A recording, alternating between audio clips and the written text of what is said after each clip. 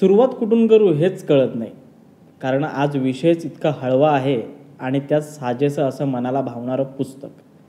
आज माझ्याकडे ह्या विषयावर बोलण्यासाठी शब्दच नाहीत आणि ज्यांनी ह्या विषयावर लिहिलं आहे त्यांच्याबद्दल बोलण्यासाठी सुद्धा शब्द नाहीत. कारण आजचा विषय आहे आई आणि ह्याला साजेसं असं पुस्तक आहे श्यामची आई. हे ऐकूनच तुम्हाला समजलं असेलच आजच्या भागाला किती मजा येणार आहे ते. पण हा भाग सुरू करण्याआधी मी मनीष काविनकर तुम्हा सगळ्यांचं मनापासून स्वागत करतो या कार्यक्रमात, ज्याचं नाव आहे पुस्तकालय प्रेझेंट्स पुस्तकांची सहल. श्यामची आई.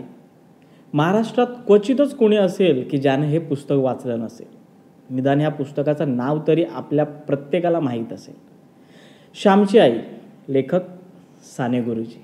या पुस्तकाबद्दल काही सांगण्याआधी हे पुस्तक वाचताना मला आलेल्या अनुभवाबद्दल मला सांगायला आवडेल. नॉर्मली एखादं पुस्तक वाचायला मला 2 ते 3 दिवस लागतात, पण हे पुस्तक मी एका दिवसात वाचून झालो. पुस्तक वाचायला सुरुवात केली आणि साने गुरुजींच्या लेखनात आणि त्यांनी विणलेल्या त्या नात्यांच्या बंधनात इतका गुंतून गेलो की ते पुस्तक पूर्ण वाचून मगच उठलो. पण इतकं मात्र नक्की की पुस्तकाचं शेवटचं पान वाचून बंद करेपर्यंत माझे डोळे मात्र पाणावलेले होते. अजूनही तो अनुभव सांगताना अंगावर शहारे येतात. पुस्तक वाचताना त्या काही तासांचा अनुभवच वेगळा होता. पुस्तकातल्या सर्व पात्रांशी मी जोडलो गेलो होतो. श्यामच्या ठिकाणी स्वतःला पाहत होतो. भाऊ, गजादादा, पुरुषोत्तम, सदानंद आणि मुख्य म्हणजे श्यामची आई. हा माझाच परिवार आहे असं मला भासू लागलं होतं. ही साने गुरुजींच्या लिखाणाची ताकदच आहे असं म्हणावं लागेल. या पुस्तकामधल्या पात्रांमध्ये त्यांनी जीव ओतलाय, म्हणूनच वाचत असताना त्यांना जिवंतपणा येत असतो. ती आपल्याशी बोलायला लागतात. या पुस्तकात एकूण 42 रात्री आहेत, म्हणजेच 42 भाग आहेत. प्रत्येक भागाला एक रात्र असं नाव दिलं आहे. त्यामागचं कारणही तसंच आहे. साने गुरुजी जेव्हा नाशिकच्या तुरुंगात होते तेव्हा त्यांनी प्रत्येक रात्री जागून एक भाग लिहिला आहे, म्हणून ह्या 42 रात्री आहेत. या 42 रात्री म्हणजे 42 प्रकारचे ज्ञान, 42 भावना, 42 अनुभव या पुस्तकात साने गुरुजींनी बांधून ठेवलेले आहेत.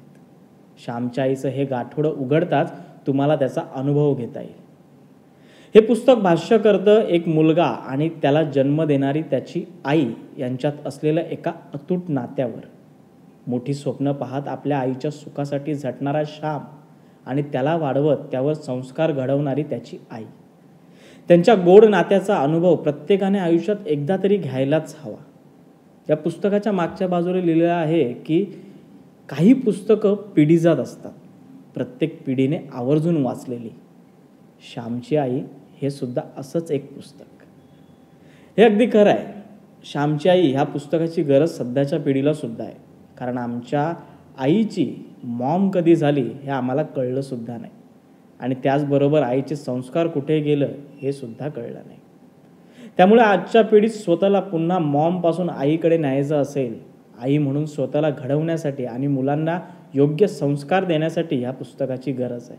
आणि फक्त आई आणि मुलांनाच नाही, तर एक माणूस म्हणून स्वतःला घडवण्यासाठी देखील ह्या पुस्तकाची गरज आहे. श्यामच्या आईचं साने गुरुजींनी बांधलेलं हे संस्काराचं गाठोडं आपल्यासमोर घेऊन आलेत रुद्र एंटरप्राइजेस पुणे यांनी या पुस्तकाचं प्रकाशन केलं आहे. जर तुम्हाला साने गुरुजींनी बांधलेल्या 221 पानांच्या श्यामच्या आईचं हे गाठोडं म्हणजेच हे पुस्तक हवं असेल, ह्याचा अनुभव घ्यायचा असेल, तर खाली लिंक दिलेली आहे, त्यावर क्लिक करून तुम्ही घर बसल्या आमच्या पुस्तकालयामधून हे पुस्तक मागवू शकता. इतरही पुस्तके तुम्ही मागवू शकता. चला तर मग वेळ झाली आहे तुमचा निरोप घ्यायची. खरं तर निरोप घ्यावा असं वाटत तर नाही, ह्यावर आणखी गप्पा माराव्यात असंच वाटत आहे, पण वेळ आणि नियमांचं बंधन असल्यामुळे भेटूया पुढच्या भागात एका नवीन पुस्तकासोबत. तोपर्यंत पुस्तकं मात्र नक्की वाचत राहा. पण त्याआधी आमच्या चॅनलला सबस्क्राईब करायला विसरू नका आणि लाईक करून कमेंट करायला देखील विसरू नका. जर तुम्हाला आजचा भाग आवडला असेल तर कमेंटमध्ये कळवा आणि तुम्हाला आणखी कोणत्या पुस्तकाची माहिती हवी असेल तर ते देखील कळवा. आम्ही नक्कीच पुढच्या भागात त्याचा विचार करू. तोपर्यंत काही ना काहीतरी वाचत राहा, कारण वाचाल तर वाचाल.